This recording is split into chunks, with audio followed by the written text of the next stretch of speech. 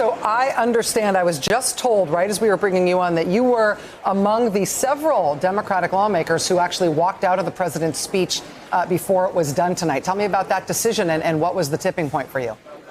Well, I think, even the mention of Brett Kavanaugh for me is a trigger. Just as a woman in America, the fact that he, rightfully was accused and having an incredibly strong woman come before the public and the world and tell her story of sexual assault by this person that was appointed to the Supreme Court is just alone that I couldn't stand still and not do anything about it. And I needed to walk away from that.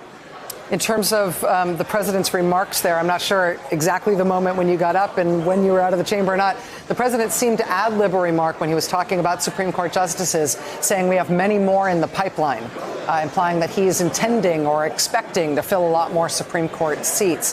That seemed to be a moment that, again, was off script in terms of the prepared remarks, but making a major promise in terms of what his intentions are. Yeah, I mean, look, one of the things that I know from my residents, as they probably watch this, I mean, we're the third poorest congressional district in the country.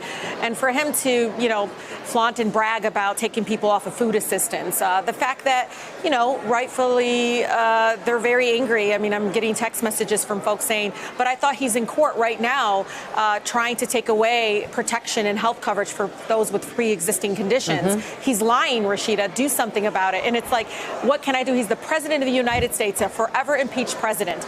We need to do is remove him from office. He cannot continue to lie to the American people. He cannot continue to not only what I saw in the lie after lie, but also to mislead the public and use immigrants and use people of various different faiths to try to increase fear and just do fear-mongering kind of politics. Look, we're tired of the hate rhetoric. We're tired of divisiveness in our country, right?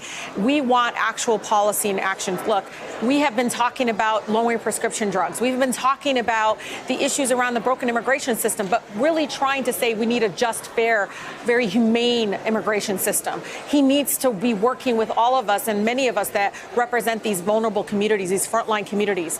And right now, we just don't want to be, we're not part of a reality show. We are the United States of America. We are made of people that are impacted by everything he says and everything he does and doesn't do.